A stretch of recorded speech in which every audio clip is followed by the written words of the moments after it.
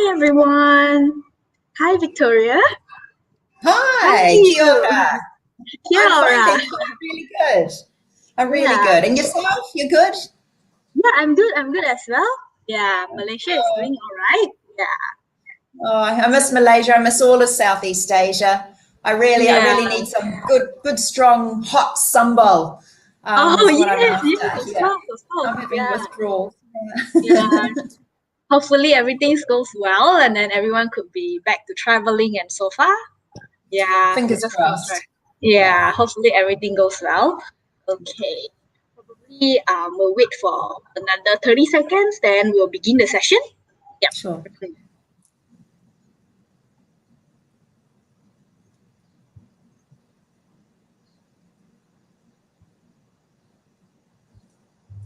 Yeah, how's everything in Dunedin? Danita, it's good right now. It's summertime. It's just beautiful. We've got a most beautiful day. I wish I could be walking around showing you the wonderful campus. It's the great thing about summer in New Zealand right now is we're 6 hours or 5 hours, depending where you are in Southeast Asia, ahead of Yeah. you. And it'll be twilight tonight until about 9:45. And it gets Wow. light at about 5:30 right now. So it's really cool. So you can finish work and then you've got, nearly about 6 or 7 hours of daylight. And so we have dinner outside and maybe take the dog for a walk or, Yeah. so it's really good. Yeah. That's great. That's great to know. Okay, probably I'll start with the session. Okay. Okay. Yeah. Kia ora, Malaysia, Indonesia, and Singapore. I'm Kylie, a senior education counselor from AECC Global Malaysia. Thank you each and every one of you being here with us today. Let's start with a short introduction about AECC. So AECC Global has been operating since 2008 and is a professional body that helps students connect to the right institute in New Zealand. Okay, with our experience, your dreams of studying overseas in New Zealand will be easier, smoother, and better because we will be helping you with all the processes. Okay, today marks the first time that us, ACC Global, and in collaboration with Education New Zealand, proudly presenting this event, which is ENZ 360-degree live with all of you. So you'll be able to engage with any of the 8 universities on Facebook, YouTube, and LinkedIn. Okay, just search our Facebook at AECC Global Malaysia, Singapore, or Indonesia. You can join any of the platform from these 3 countries. Now, you can also view our live section on the 8th, which is starting yesterday until coming Friday, 11th of December at 12 or 1:30 p.m. So each session will have different universities that are going live from New Zealand. Okay, so please help us to share and like our live session. If you have any questions or want to say hi, please write down in the comment section below so that we can answer to your questions later on. Now I would like to have a warm welcoming Victoria, from University of Otago. She's a regional market manager. Okay, I will not take too much of her time, so let's let Victoria go for her self-introduction. Sure. Yep. Hi, everyone, or as we say in New Zealand, no mai, harimai. Victoria, and I've been doing this job for about 11 years, looking after Southeast Asia. So there might be people watching right now that's like, oh my God, she's still around. I remember when I saw her in Indonesia or Singapore or Malaysia 2 years ago or something like that. So I'm still here. Missing Southeast Asia terribly. Hopefully by, halfway through 2021, I can get back up there and see you all in person. But enjoy this next hour. Hopefully I'll answer your questions and give you a little bit more insight of what our city of Dunedin's like, what it's like to study and live in the South Island of New Zealand, and the wonderful, wonderful programs and campus and facilities that we have at New Zealand's oldest university. Yep. Yeah. So Victoria, would you like to share a slide with us? Sure, certainly. Yeah. One moment. This is just going to take a minute. Okay, let me know if you can see in front of you an introduction to Otago. Yes, I can see it clearly. Yeah. Hey. Yeah. Okay. Yeah. As all of us know, Dunedin is known as one of the oldest university cities and also the center of learning of New Zealand. Could you tell us a bit more about the city, the weather, the culture, and what should international students be expecting? Yeah, sure. So you might not be aware, but the name Dunedin is Scottish for Edinburgh. So 200 years ago, we had basically Scottish forefathers came in the ships and came to the city of Dunedin. And they sort of created it. And this day it looks like a beautiful sort of European or Scottish city. Now, we are in the South Island of New Zealand, or us locals, we like to call it the mainland. And you probably don't know this, but the city of Dunedin, or the Dunedin, the borough of Dunedin, is the same size as Singapore. So sometimes, you look at a map and you think, oh my goodness, New Zealand, it's so small. Well, think of that. If Dunedin itself is the size of Singapore, the actual country of New Zealand, it's the same size basically as if you put it next to France or the UK or Japan, it's about the same size. So we're in the South Island. And that's our main campus. We have campuses also in Invercargill, Christchurch, Wellington, and we've now built a brand new dental teaching facility in Auckland. So I would say that the University of Otago it's got the most campuses nationwide out of all the universities in New Zealand. One of the questions that students ask me quite a bit is, South Island. I bet it's cold down there. I'm afraid of the cold. I'm scared of the cold. Well, yes, it is a lot colder than Singapore or Malaysia or Indonesia. But if you were thinking of, especially with the borders closed at the moment, and you were thinking of going to the UK or Canada or America, it's a lot colder there than the South Island. I would say we're the equivalent of maybe southern UK, or if you're looking at America, Washington, just above California. It's definitely not as cold. You're not going to get like snow, 6 months of the year. You'll see 4 beautiful seasons, which makes a real change from living up by the equator, Southeast Asia. But we have heat pumps. So you all have AC. So when I'm up there in Southeast Asia and I'm in KL or Jakarta or Singapore and it's a hot, sweaty day, I'm inside, you've got the AC going and it's nice and cool and refreshing. Yeah. Think of it different. When it's on cold days here, we have heat pumps going. It's nice and warm inside and you can wear light clothing, etc. So it's not about the weather, it's about what you wear. I'm going to share with you. So basically the city of Dunedin, it's one of New Zealand's oldest cities. And these days, basically, it's a true collegial student city, which means, as you can see there, 25,000 students every year fly in, drive in from all over New Zealand or pre-COVID around the world to live on and around the campus. So New Zealand statistics says we've got the highest number of people under the age of 30 in all of New Zealand, which makes it a really lively, young, cultural city. We have museums, art galleries. We're UNESCO Creative City, so the city of literature, which means we have fine art festivals, fringe festivals. We have international concerts because we've got so many young people. Ed Sheeran played there 3 times. So, when people think, oh, God, New Zealand, if it's not Auckland, it's going to be really quite quiet. Yeah. Not in Dunedin, not when you've got a city full of young people. Yeah, it's very happening from what you're saying. It is, but also we've got this wonderful, we call it Scottish diaspora as well. So if you've always wanted to go to the UK but can't, well, you'll kind of get the best of both worlds.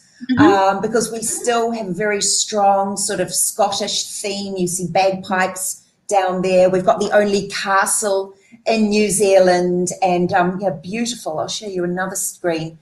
Beautiful architecture. So this is a bird's eye view of the city. We look out, we're right on the coast, 23 beaches that you can play around and explore. That's a harbour in the front. And yeah, and this is just typical architecture in our city. So yeah, very sort of Gothic looking, I suppose you could say. But it's a beautiful, compact city, which leads me really nicely into transportation. Yeah, I would like to ask, most of our audience actually didn't been to Dunedin before. Could you tell us more about the campus and also transportation? How could they travel to the university? Would they be taking buses or trains or bike or walking? It's one of the options. Yeah, that's a great question. So here's another sort of basically panoramic photo of the city of Dunedin. And the university is up in the north part of the city, and it goes all the way into the city. And I will show you a couple of videos, and you'll get a feel, by the end of this hour, you'll get a feel of the whole dynamics of the student city. So the students, they all live 1.5 kilometres around the campus. So yes, the airport is about half an hour away from the city, because as you can see, it is a little bit hilly. And then on the other side are big plains. So you would fly into the airport. We would organise for a shuttle bus into the city, so door to door. And then once you're settled in your accommodation, most students, they walk everywhere. I mean, it's lovely, cool weather. It's not hot and sticky. So the majority of students, they just walk everywhere. We do have the Lime e-scooters. So you download the app, look for the closest e-scooter near you, and away you go. We have public buses, and they are subsidised for students as well. So say you want to get to St Clair Beach, you would probably take a public bus, and yeah, they're subsidised. They're really kind of quite reasonable. Yeah. Around the city and the campus is very, very flat. So don't get me wrong, it's just up kind of towards this. I know Singapore's really flat, KL's really flat, but for those that live in Indonesia, when I go to Semarang, that reminds me of Dunedin, that same sort of geography where it's also flat around the city and then it gets a little bit hilly behind. So that always makes me a little bit homesick when I'm in Semarang. But yeah, it is very flat round where all the students live. So all the students live as I said before, around the city and the campus. We don't. We live out in the suburbs because it gets, so the students, they own that area. And so it's a lot of fun at night. There's a lot of people coming and going. The library's open till 11 o'clock at night. So the wonderful thing about our city being nice and compact is you'll never be stuck in traffic. So you're not wasting your day either. This is where our university is very different to any other New Zealand university in Australia, where the majority of those students, if you're in Auckland, if you're in Sydney, Melbourne, you live out in the suburbs majority of the time. And so you'd be coming by bus or train into the city. It might take half an hour. Then you're staying on campus, and then you probably go home. Or not at Otago. You live, you study, you socialise around the campus with your friends, with your academics, with tutors. So it's 24/7 being with other students. And that's what makes Otago very different. And a great quality of life as well, because you're not stuck in traffic, and you're, at night you feel safe, you're with your friends. And you're going into town to, cafes and restaurants, or going back to each other's house to cook, or staying in the library a little bit later. Yeah. Yeah, that's great to know. Students actually enjoy those sessions. Yeah. Yeah. Now, I'm going to show you this. This is a video done by Study Dunedin, which will give you a really nice sort of overview of what Dunedin is like and what it's like for the students. Yep.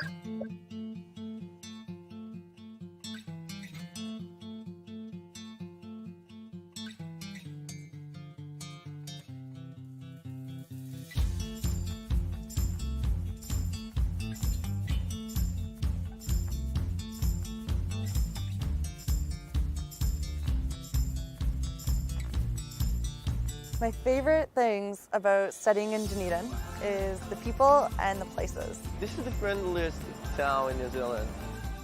Seeing the harbour and all the hills. It's like a paradise up here. I love running from town onto the beach, and it's beautiful seeing the sunset and the sunrise. When I first arrived on campus, my first impression was like, yes, like I picked a great university. When I first saw Dunedin City, I thought it was like, how beautiful. One of the things I love the most is enjoying the outdoors. It's so easy to get out in terms of places to go. Kayaking, bungee, and rock climbing. Going for a surf, going spearfishing, going snowboarding, going hiking. Mountain biking, rock climbing, sea kayaking, sailing, and a lot more. Of course, we have like the fresh air that you can just take a deep breath. Everything is right at your fingertips. The opportunities to be outside and to be active and get involved are endless. I feel like ever since I came to Dunedin, my English got so much better. I had lots of chances to improve it as well. My high school life is really amazing. People here are very innovative, very creative and inspiring individuals. I love the way teachers teach us.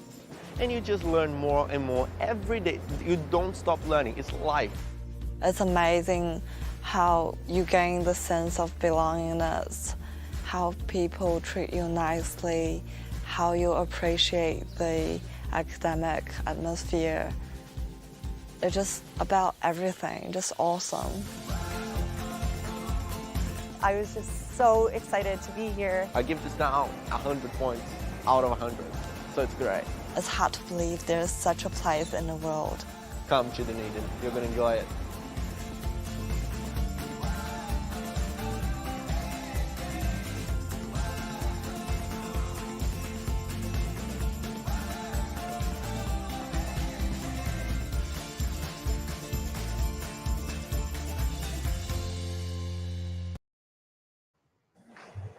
Oh.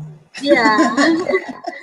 Actually, I haven't seen that video for a wee while, and just a couple of things I want to point out is you would have seen they went to the Dunedin Chinese Gardens and one, and as well as the Scottish diaspora. I mean, gold was discovered 200 years ago in Dunedin, and people from all over the world came to Dunedin or in central Otago to find gold and create wealth. So we had a lot of Chinese, I've forgotten, that came, around 200 years ago too, to work in the gold mines. So we've got a very, just like Southeast Asia, we've also got a really strong Chinese community that came from Guangdong, Fujian provinces. And we've now got Shanghai's our sister city, and we've got a proper traditional Chinese garden. So we celebrate Chinese New Year as well. So yeah, it's a very multicultural city in a way too, with all the international students, the international academics, and out in the communities too. And the students also talked about all the activities you can do in and around Dunedin, which I'll talk a little bit about later in this webinar. Okay. In terms of students' livelihood, what kind of accommodation would Otago provide, or any that you would recommend that is convenient for students to travel to? Yeah. So, of course, remember, it's all about walking, or as we call it in New Zealand, and I think the UK, there's a saying called Shank's Pony. So if you hear that, oh, I'm going on Shank's Pony, it means you're walking. I've got no idea why. Anyway, so everyone walks to their accommodation. And what makes Otago really special is we've got what we call residential colleges. Now, you would know them as halls of residence or dormitories, so don't get confused. I know colleges in Malaysia are colleges leading you into, you know, universities. These are residential halls of residence. And basically, we've got 14 to choose from, and they're dotted all over, basically around the campus and around the city. You get your own bedroom, it's furnished. A little double bed, study desk, wardrobe. You can do whatever you like in your room, or put photos up and things like that. Wait for it. It's cleaned for you once a week. It's free laundry, free Wi-Fi, and the whole city's 1 gigabyte per second. 3 cooked meals a day, 7 days a week, and that's halal, vegetarian, vegan. If you've got any allergies, not a problem. And then they've got tutorials in the evenings. So it's very similar to Oxford colleges or Cambridge or Melbourne or Sydney. We're all those old Ivy League universities. So that's why we have these, what we call residential colleges. So that's one example of accommodation. Another one, fabulous, is uni flats. So uni flats is university flats. They're owned by the university. Our colleges are all run and owned by the university. We don't have private companies running our colleges or our accommodation. It's all owned by the university, so that we can make sure you get the best pastoral care. And university flats is the same. So basically it's a little house. You are completely furnished. You get your own bedroom, but you're sharing it with 3 or 4 other students. Do your own cooking. So when you pay rent, and you can see in New Zealand dollars, for 195 per week, our dollar is slightly weaker than the Singaporean dollar. So it gives you sort of an idea. That includes not only your rent, electricity, internet, and pastoral care too. So the university flats, we try and put a Kiwi host in each flat with you, so they can introduce you to their friends, the Kiwi culture. Hey, party on down at Leith Street. Come with me. It's going to be great. Hopefully there's no parents watching. They're all adults. Yeah, and then they've got also a staff that put on activities in the weekends, and you've got someone to go to if you've got any issues, etc. So yeah, they're really, really good value for money. And we've also got private flatting as well. So we've got in homestay. So we've got something for everyone.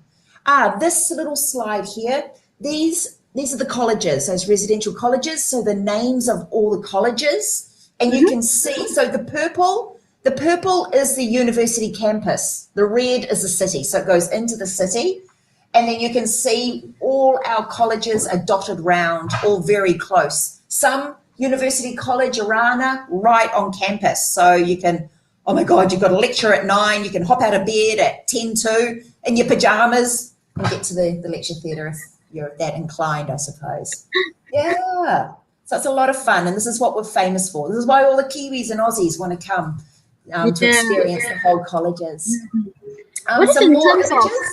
What is in terms of daily groceries? Where do students usually get it? So we've got supermarkets galore. With these in walking distance. You've got 1, 2, 3 large supermarkets, and every supermarket has a international food aisle. Then we've got Southeast Asian supermarkets too. So you can also get Southeast Asian groceries. So no excuse not to make your mother's favourite dish. Just make sure she teaches you before you come. And then we've got in town lots of Southeast Asian cheap eats. Japanese, Korean, Malaysian, Chinese, Indian, Vietnamese. We don't have Indonesian, but we've got very good I know a lot of them have Indonesian food, like, nasi goreng and things like that. Indonesian students work at those restaurants because they're cheap, and us Kiwis, we love cheap, quick Asian food as well. So not a problem. There's the cost of living. Sorry? Yeah, will students be able to get any discounts or any benefits being an international student? Yeah, sure do.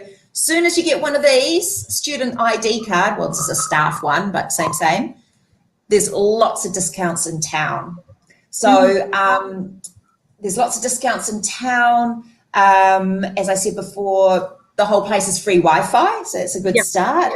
Our university gym, completely free for students, and it's a full-on professional gym with weight rooms, treadmills galore. They put on classes. You can do pump and spin and step and all that. You can go there and play basketball, and you hire badminton, ping pong, and you can hire surfing, surfboards, tents, etc. So that's all free for the students. There might be a wee hireage fee, but that's it. And I don't think, you might be able to tell me as an expert, a New Zealand expert, I'm not too sure if any other New Zealand university, their membership is free for the students. I think you have to pay that on top. So that is pretty cool. Most of them, yes, you have to pay for membership. I think so. So that's pretty good.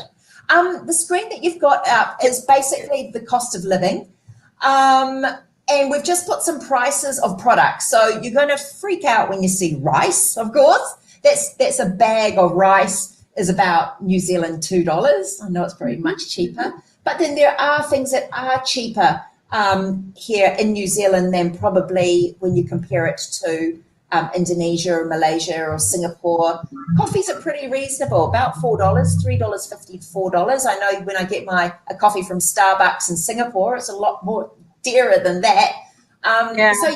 So we say New Zealand immigration says 15,000 New Zealand dollars is what you need to get to live. I've been doing this job for 11 years, and that has not increased, yet inflation has creeped up.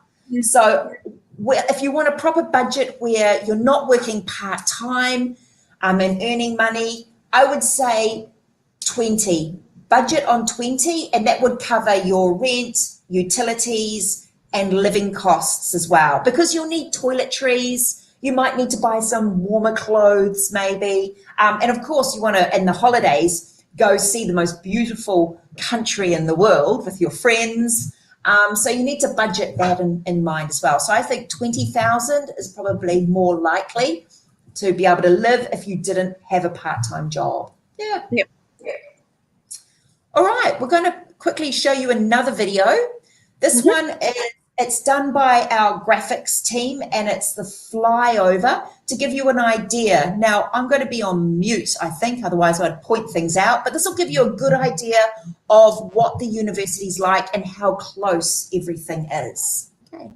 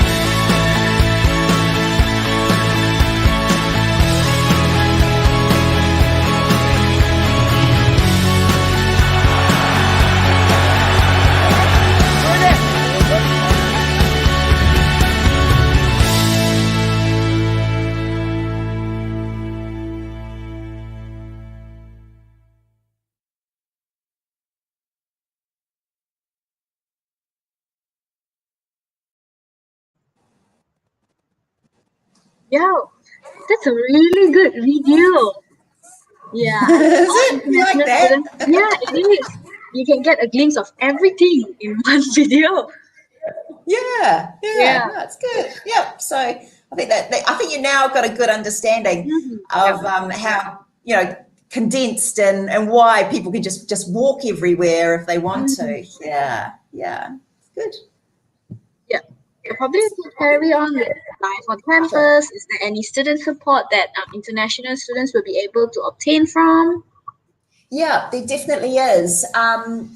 First of all, there's always, if you've got any questions about Yeah. programs and first of all, go to AECC Global. They're the experts. But if not, you can always ask Otago, ask some questions, and they'll get back to you on programs. We've got a Yep. wonderful pastoral care team that can look after not only renewing your passport when it comes time to doing that, travel insurance and medical insurance, and they put on a great international orientation when you first arrive, and then they become your aunties and they look after you and nothing's a problem. There's no such thing as a silly question. We've got student health. So when you must have, of course, travel and medical insurance. Yep. And the great thing is we've got our own healthcare facilities on campus with our own doctors, nurses, psychologists, pharmacists. So you just, if you're feeling ill or whatever, you just go and see them, no need to pay, and they will contact the travel insurance company directly, no need to pay anything. So that's absolutely wonderful, great service to have. OUSA, Otago University Students Association. Our president this year is an Indonesian, Geraldine, which is awesome. They offer free breakfasts for the students, which is so cool. And you can buy $3 vegan lunches, which is great. The studio social impact studio is volunteering if you love volunteering, and it looks great for your CV later on. Campus Watch, we've got security here, which our students absolutely adore. They're not the police. They get to know them. They patrol the streets 24/7, nearly every day of the year. We've got prayer rooms if you need it. We've got a mosque just off campus. We've got chaplains. We have every faith under the sun that you can join and be part of. And then when it comes to graduating, we've got the Careers Development Centre, which will help you put your New Zealand CVs together, cover letters, practice interviews. They have the big education fairs that come down to Dunedin. So come down onto campus, because our graduates are so well thought of and wanted by employers that they fly down to interview you for those wonderful jobs in Auckland or Wellington or overseas or in Australia. So sometimes I talk to parents or I say, think of it as if, say, you were going to Oxford or Cambridge or Harvard, and you get a wonderful degree. You wouldn't think of staying in that city, that student city, to find a job. Of course, you get a wonderful degree and it gets you jobs all around the world. Otago's the same. You come to Dunedin, you come to a university city, you get a wonderful degree, which will get you jobs in New Zealand, Australia, and around the world. Yeah. Yep. Yeah. Probably this is the session where why international students should choose Otago. Why should they not? So, why Otago? So, not only are we New Zealand's oldest government university, we're also ranked in the top 1% in the world. So QS World Rankings 184, top 200 times higher, and we're the second highest ranking university in New Zealand. We're really proud that 95% of our graduates go on to work or further study. And we've been ranked the top university in New Zealand for international student experience in the last 5 years. And I think that reflects on the services that we can give and the support that we give to you as an international student. We are so proud that we have the highest number of PhD completions in the country. And you've got to remember, even though we're maybe, you know, in sort of the most southern university in the world, 70% of our academic staff are identified as international or nationally distinguished. And they have research links throughout the world as well. So we're very well connected with top universities. So if you want to do postgrad research, we're research intensive, and we're a wonderful choice of university to come for postgrad as well as undergrad. We are, what else can I tell you about it? Now, here's some more USPs. Most of these that I've already talked about.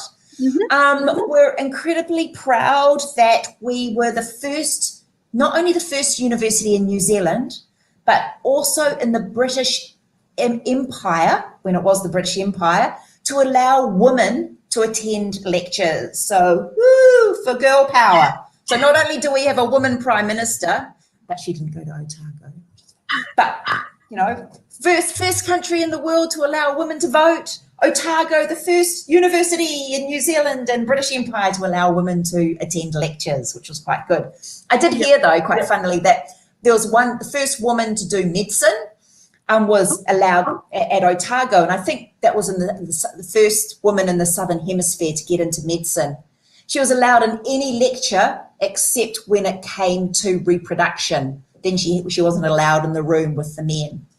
Anyway, that was over 150 years ago, so times have changed. You're allowed now, ladies. If you're going to do medicine, you're allowed in all the gross anatomy and every time. Another thing we're really proud of is that we've also been ranked as one of the 15 most beautiful campuses in the world by Huffington Post and also Daily Times. We saw that too on some university rankings. Other rankings too, fun rankings.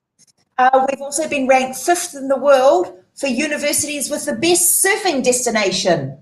So we're like Bali, I suppose, but you've got to wear a wetsuit, unfortunately. So it's just a funny little ranking as well that we got. Yeah. Within those, seriously, within the QS World Rankings, some sports related, maybe it's the surfing, I don't know, 13th best in the world, dentistry, 33rd in the world, MBA, our online MBA, 10th best in the world, which is absolutely fabulous. Okay, we're now going to watch a quick little video, just a little corporate video on Otago.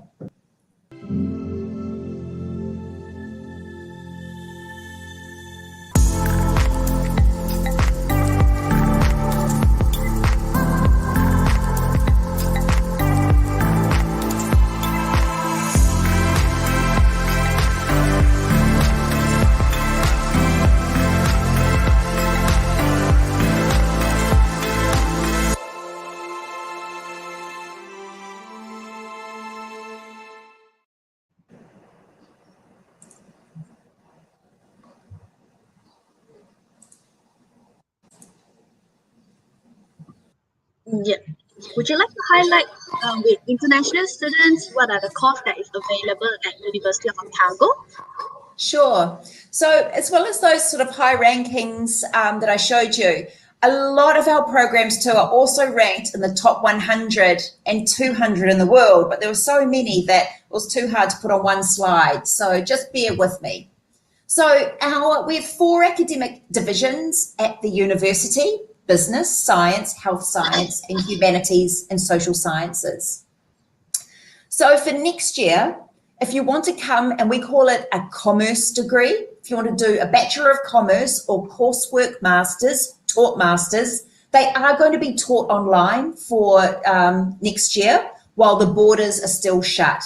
So it's looking like, well, definitely, you will not be able to come into New Zealand in time for a semester 1 intake.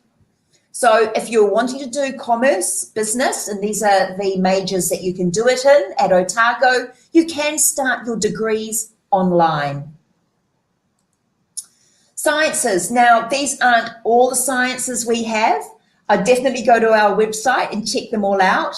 It's one thing we don't have though. We're not an engineering school. We don't have engineering or aviation, but we have basically all the sciences that you can think of. Now, science is not being taught online for 2021. This is because we did teach it when we had a small lockdown at the start of this year.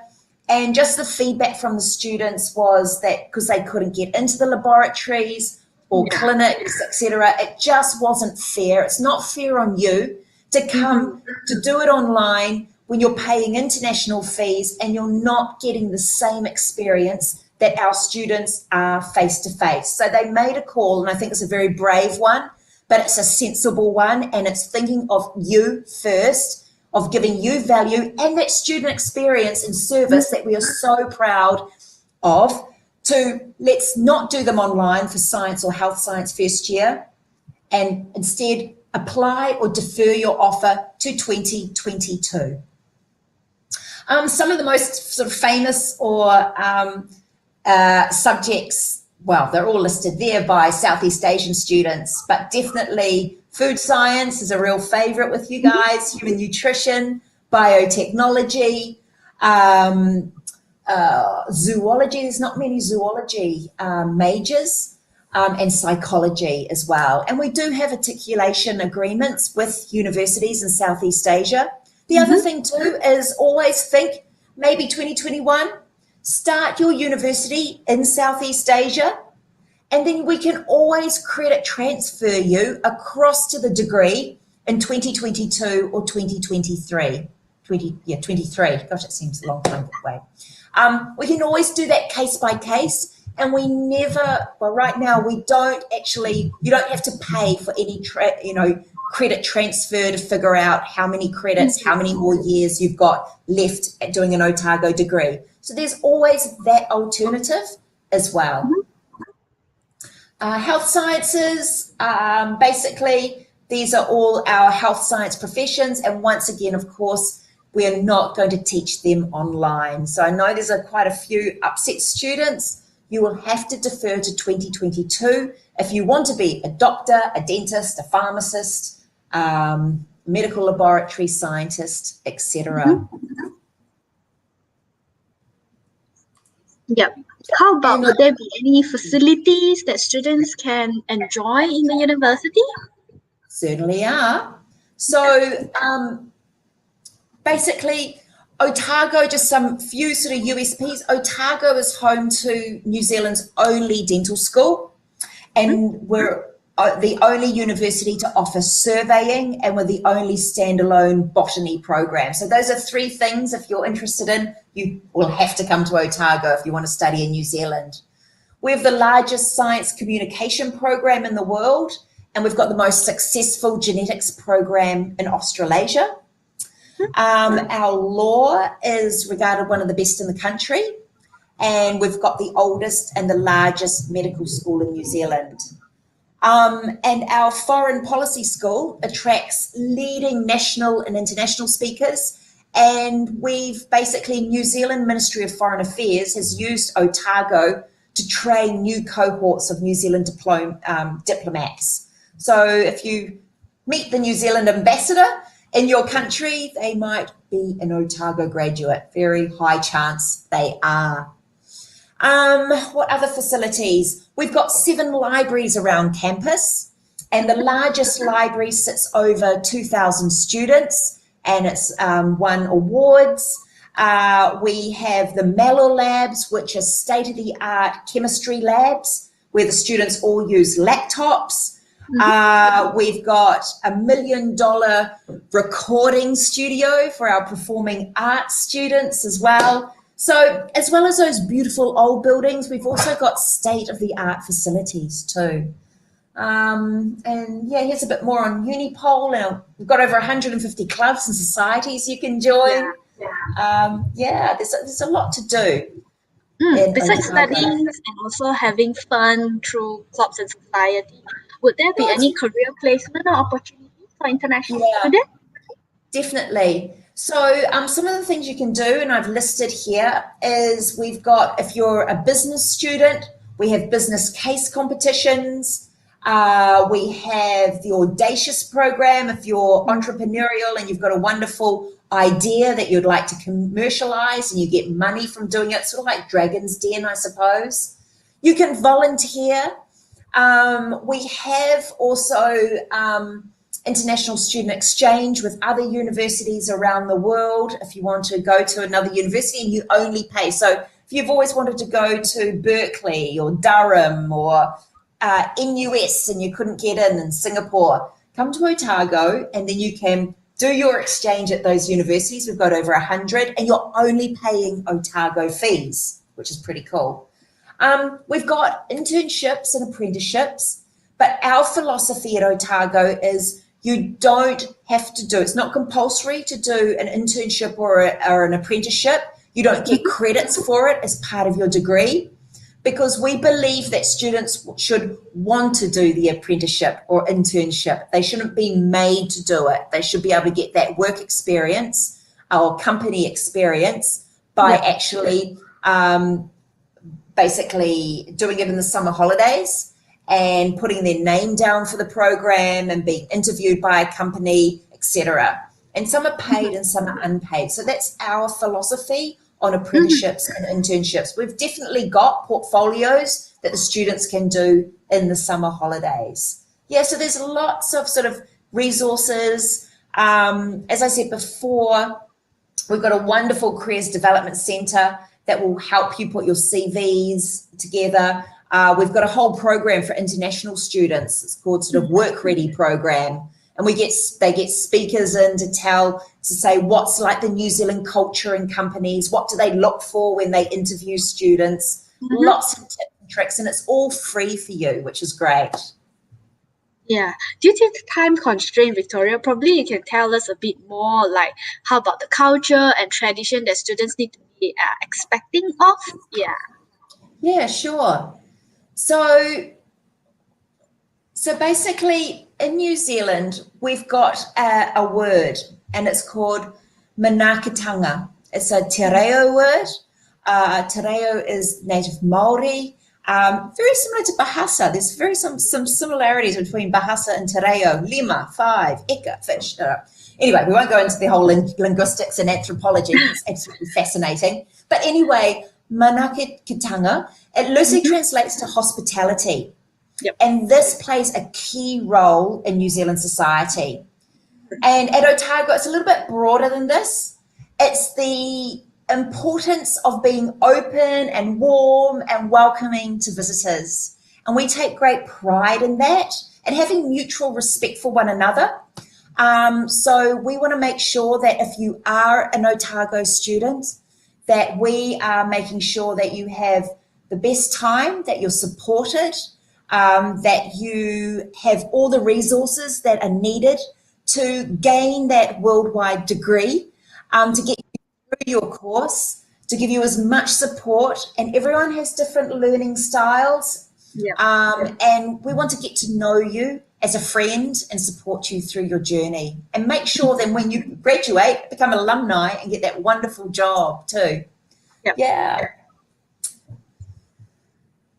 I've got a few slides here just to quickly give you a feel of, it's not just all about Dunedin, it's also what else can you be seeing and doing, because study, getting a wonderful degree is part of an overseas experience. The other experience is the culture of the country and exploring the scenery. And we've got the most wonderful scenery on our back doorstep. So these are all scenes from round about an hour to 2 hours drive away. So you've got bungee jumping up there in the right-hand corner. That's in Queenstown. Skiing. So that's up in the mountains. So it's about 3 hours away. We're down at sea level. So it'd be very rare for you to get, with climate change as well, to get snowy days, which is unfortunate. Because coming from, the equator, from Southeast Asia, it's quite exciting seeing a bit of snow. Some other scenes around Dunedin. As I said before, we're in an art and cultural scene. So we've got Fashion ID, we've got concerts you can go to, sporting events. We love our coffee too. We've got a really strong coffee culture. And the wildlife, the little penguins and the sea lions that you'll get to see round the city.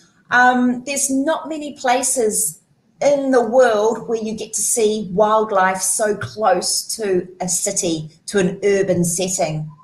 Larnax Castle, one of the only castles in New Zealand, and they say it's haunted.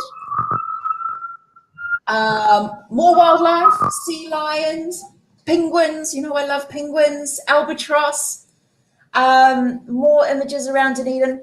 That, my friend, in the middle is a hot water swimming pool, just like Bondi Beach. So we too have heated pools in the rocks, wonderful farmers market where you get fresh produce. So a lot of people say, what is the New Zealand cuisine? And I basically say it's freshness. So it's eating, fresh fruit, stone fruit, vegetables, organic vegetables, fresh meat, fish. That is our cuisine, and adding that to recipes, and we're really, really lucky in that regard.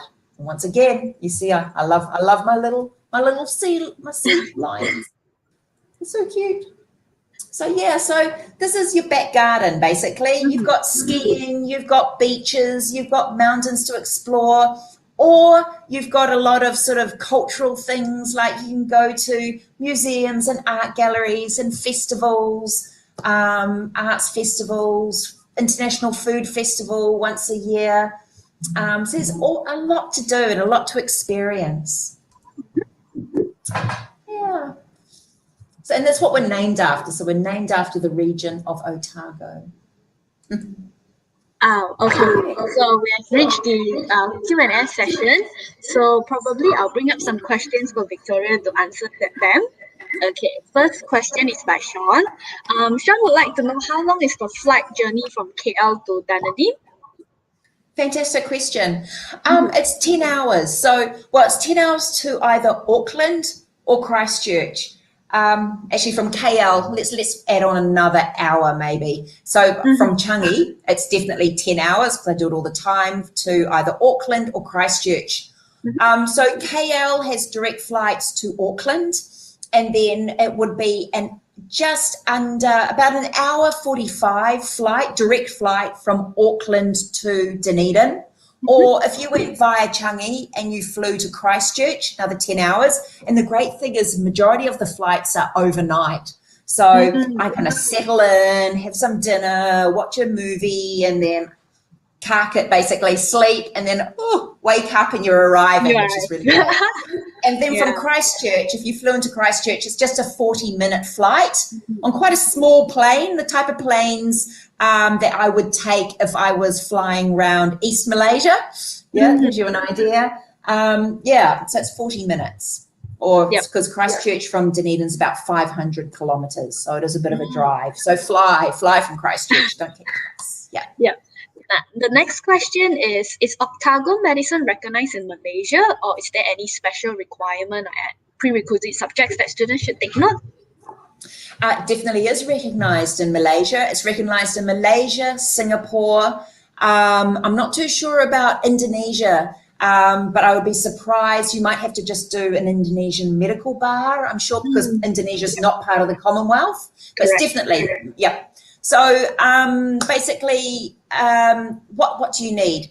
The first thing is, if you want to get into health science first year, so we don't have direct entry into medicine. Medicine's 6 years, and you come out with an MBCHB, which is a Bachelor of Medicine and Surgery.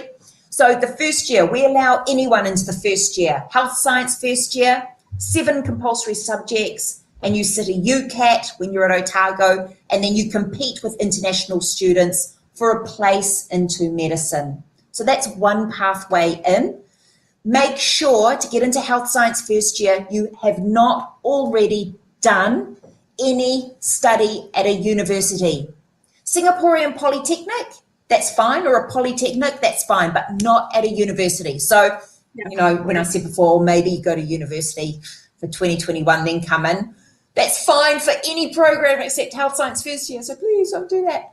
The other thing, for if you are in Malaysia, is, yet recognised in Malaysia, is IMU has from 2023 will be accepting IMU students into medicine. Not many. You will be competing with other IMU students. We already know that IMU, we've got a pathway from IMU into dentistry, but from 2023 they're starting up medicine. So that might be another pathway as well. Yep, that's great to know. Yeah, probably carry on to the next question by Yidla Teo. How's the job opportunities like in Dunedin? Yeah, once students graduated, do they further study back in the city or any work opportunity?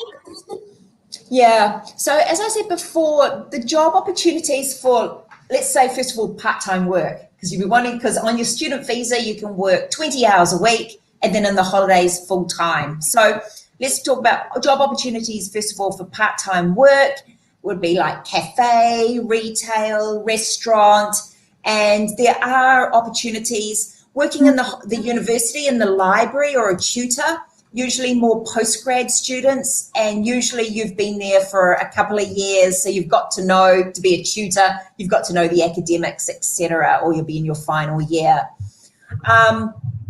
When it comes to graduating from Otago, there are opportunities, say in healthcare, because we've got one of the largest hospitals, IT, there's a shortage of IT and we're a gigatown, but majority for business, say you were doing a business major or science, you would probably go to another city to get that job. And that's where we would help you, and the Careers Development Centre would help you with your networks. If you wanted to get jobs back overseas in your own country, we've got alumni, Otago alumni, that we would get you in touch with to see if they can help as well. So there's lots of opportunities that way. But you can, at this stage, as long as you graduate with a bachelor or higher. So it could be a 3-year bachelor, it could be a 1-year coursework master or a 3-year PhD. You will be given a 3-year post-study work visa that you can apply for to stay in New Zealand, get a job, get some experience, looks great on your CV if you want to go back home. Yeah. There's a student from Indonesia, Fern, would like to know what is the popular course from Otago for Indonesian students? Well, if it's science, we do have an awful lot of Indonesian students doing food science and human nutrition, the 2 separate programs. And I think that's because, well, for food science, our HOD is Indonesian, Professor Indrawati Oi. But also I think because Indonesia, you know, both Indonesia and New Zealand, one of the largest export industries is food products, agriculture, horticulture. We all want healthy, safe food to eat. So I think that's really appealing, and there's a lot of opportunities for food scientists and food nutritionists as well, human nutritionists. If it's business, a lot of Indonesian students are doing right across the realm, more probably marketing, management, sustainable business is becoming quite hot, and we're very good at that at Otago as well. Business data science, I see quite a few Indonesian students. In the arts, humanities side, politics. You guys are all over politics. You love your politics, your international business, politics, Master of International Studies, and development as well, and planning. We get quite a few Indonesian students and LPDP students doing that. Humanities, so it's politics, and then health sciences. We've got Indonesian students in dentistry. We've got Indonesian students doing physiotherapy. We don't have any in medicine yet, but I'm sure we will. Yeah, so they're right across the board, which is lovely. Yeah. Another question by Carmen. I think we have already addressed. Her question would be about post-study work visa. So her questions, I think we have covered the 3 years post-study work visa. She would like to know, is there any upper age limit to apply for post-study work visa? Oh, that's a really good question. No, there is no. My understanding, please look at Immigration New Zealand website that has a lot of information on the post-study work visa. And of course, AECC Global experts too, and they'll be able to help you too with that question. But isn't that funny? I really want to say no, there isn't an upper age limit to apply, but I am assuming that. Yeah. Yeah, I think we have covered most of the questions. So thank you everyone for your questions, and Victoria has cleared all the doubts and all the questions that you have. So it has to come to the end of our live session. Victoria, will you have anything to add on, or would you have anything that to share with all international students throughout Malaysia, Indonesia, and Singapore? I just think with the whole COVID situation, keep close contact with your agent, AECC Global, or on each website of the universities in New Zealand, not just Otago, but the other 7 universities. We always have our own COVID-19 web pages, and we keep them up to date. So that has that latest news. So we only know when the government will tell us when the borders open. We know Immigration New Zealand is closed until at least, they say, February, March. So it's different to Australia. They are not processing any student visas. Why they're not doing that is because we just haven't known this year what was happening with COVID. We weren't too sure. Yes, okay, we've got vaccines now, but they want to see what happens with the vaccines, etc. So they felt that, and I think it's actually New Zealand law, which is different to Australia law, that they couldn't actually process visas because it's misleading. It's misleading to students, and it gives us a false sense of hope. And we want to be as transparent and clear and as honest as we can to you, which can be hard sometimes, but that's the way New Zealand's stance on this is. We want to be honest and clear to you guys. So we will know. I don't know anything else. Hopefully, finger crossed. Yeah. Fingers crossed that we get to see you in 2021. There is the option of studying online for business and some arts programs. But for the majority, I think I'll be seeing you in 2022, unfortunately. Yeah. Oh, our foundation. Yeah, I never actually mentioned foundation. So for those students that are SMA 2 or SPM or O-level students, we do have pathway programs into Otago, which are all online and our English. So you definitely can start online. And I've got a lot of students doing that this year in health science, business, and art streams. So it's basically 8 months or 26 weeks of study. And then you hopefully by that stage, you come in June or October, and then the borders will be open the following year. So that's another kind of pathway. Otago. Yeah, and it's all done by Otago. Yeah. Yeah. All right. Thank you so much, Victoria, for your valuable time and the information that you provided us for University of Otago and the City of Dunedin. So thank you everyone for attending this live session, and we truly appreciate it. So if let's say you have any questions or any queries, please contact us. And we will also keep in touch with Victoria if you have any questions, and then just reach out to us through our platform, our social media, or our website. Yeah, so next at 1:30, we will have our next live session. It's about University of Waikato, happening in Singapore, Malaysia time 1:30, Indonesia time at 12:30. So remember to join the live session and share the session with your friends or your family or relatives. Thank you so much, everyone. Take care, Thanks, everyone. Take Bye. care. Bye. Stay safe, everyone. Yeah, Bye. stay safe.